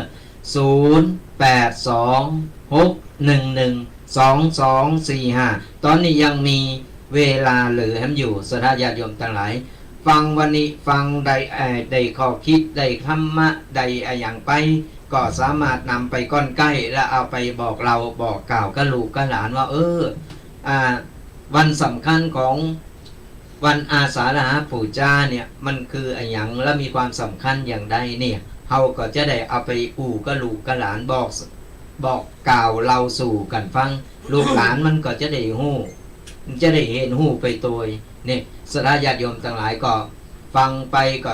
นำไปก้อนใกล้นะแล้วเอามานำไปคิดไปพิจารณานำไปปฏิบัติตามตีเฮาปฏิบัติหรือว่าตามที่เฮาได้ใจชีวิตในประจำวันของเฮาก็ได้เป็นการที่ว่าเฮาจะได้เห็นหู้เฮาจะได้มีประสบการณ์และก็เฮาก็จะได้มีชีวิตที่ดำเนินชีวิตที่ถูกต้องครับญาติโยมศรัทธาต่างหลายสังคมเฮาตึงวันนี้มันพิษแผกแหวกแนวกันไปหลายอันหลายอย่าง ครับ ทำให้จิตใจของคนเนี่ยมันเปลี่ยนแปลงไปเดี๋ยวมากันต่อเจริญปอนสาธุอันนี้โยมป้อฟังจังไหนอ๋ออันนี้ฟังจาก104เนาะอ๋ออยู่ทางใดหาอยู่ปากหัวใจครับอ๋อปากใต้สัญญาณชัดเนาะ104ตะปุ่นชัดเจนขนาดวันนี้ฟังแล้วเป็นจะได้พ่องโยมป้อมีความสมม่วนเนาะฟังเข้าใจดีเนาะโยมป้อจำได้ก็ทำมาจากทำอะไรอย่างการแรกของพระเจ้าที่ประเทศอ๋อทำมาจากกับประวัตนสูตรแม่ป้อนเนอร์ถ้าได้หนังสือก็เดี๋ยวจะโทรไปหลังไมเนอร์โมทนาเนอร์สาธุเจริญปอนฮัลโหลวางไปแล้ว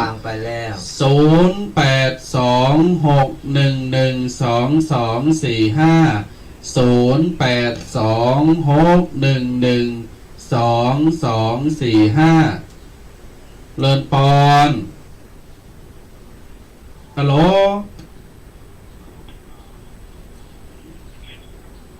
โยมดังละ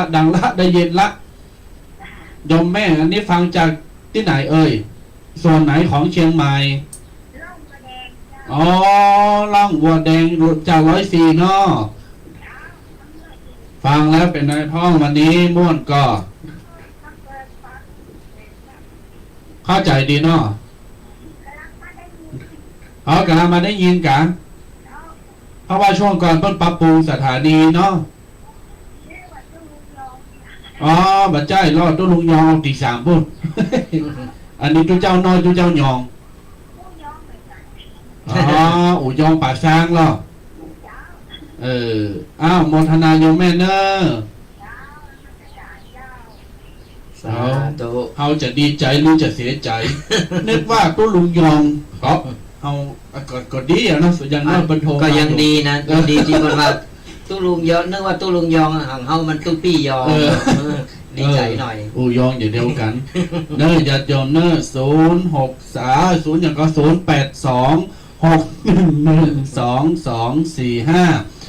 9:50โอ้แฮม5นาทีแฮม10นาทีจะเอาแฮม10นาทีขอ2สายสุดท้าย2สายสุดท้ายตอบคำถามว่า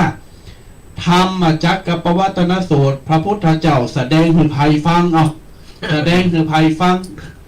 คือปจวคคือภัยฟังอ่ะ0826112245หรือท่านใดต้องการหนังสือธรรมจักรจะเอาไปสูตรมนต์ที่บ้านก็โทรมาได้เนอยินดีเนอ หรือว่าห่างล้านหรือโรงเรียนก็ตามโรงเรียนนี่ภัยโรงเรียนใดก็ตามที่ฟังอยู่ ยังบ่มีหนังสือสวดมนต์สวดธรรมจักรนี่ก็ติดต่อเข้ามาได้เนอหลังไม่ติดต่อเข้ามาว่าโรงเรียนต้องการมีนักเรียนเท่าใดมีนักเรียนเท่าใดแล้วก็จะเฮานำไปนำก่อนก็ได้เฮาก็จะบ่มีการใช้จ่ายเนี่ยสดาญาติโยมเอาไปฟรีสดาญาติโยมแล้วนักเรียนหรือว่าห่างล้านต่างๆเนี่ยสามารถนำเอาไปโสดกัน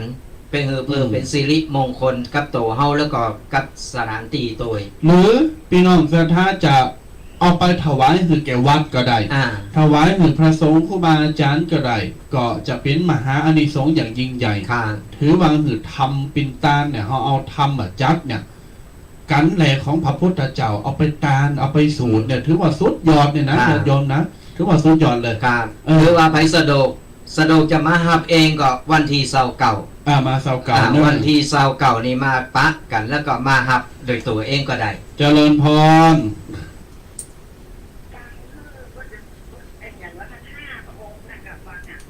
อ๋อ อันนี้ตอบคำถามเนาะเต้ฮือปัญจวัคคีย์5อนุโมทนาเนออ๋อนากาขอบคุณนะแม่เด้อโมทนานี่ประท้วงมาตอบคำถามอ๋อฮือ5อันนั้นอากาศเจ้าโลมาก็5เลยบ้าก็บอกกันแต้มกำหนึ่งเนอะวันที่เสาร์เก่าสนาญาติโยมทั้งหลายสะดวกมาหับก็มาหับเอาที่นี่ใดเนอะก่อนมางานโดยมาโรงงานโดยแล้วก็มาหับหนังสือที่นี่ใดจะต้องการจำนวนเท่าใดนี่หรือว่าจะโทรมาแจ้งก่อนลงหน้าก็ได้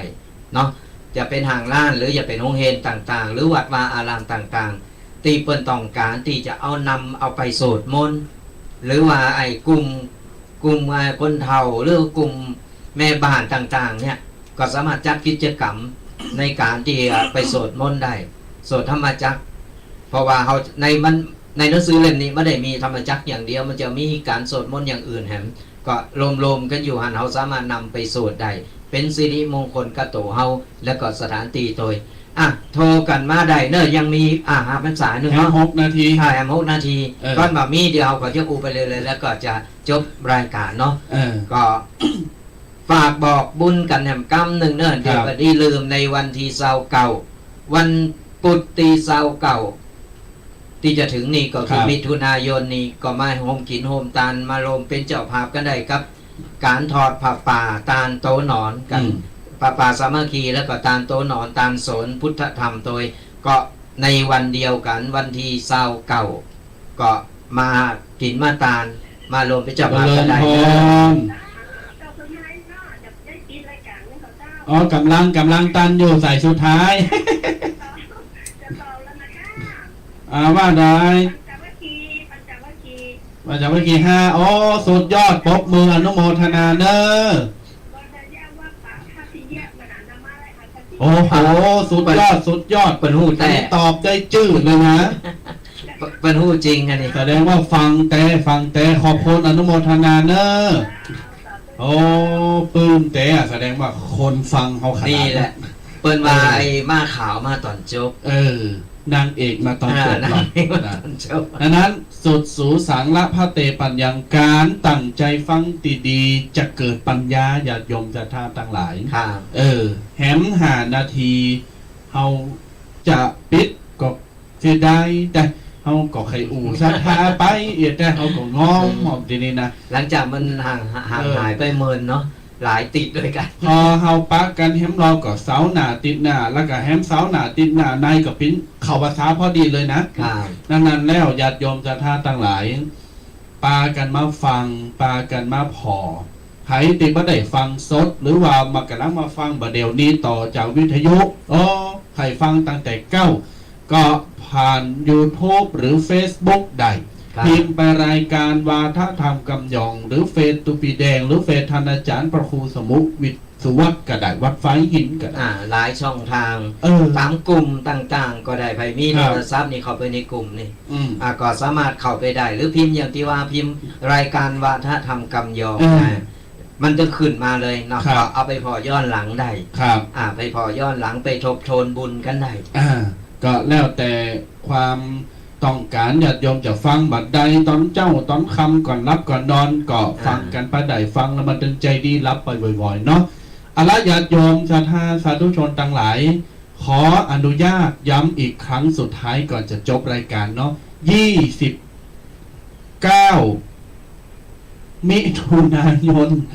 วันที่29เจิญมากินมัตตาลตอดผ้าป่า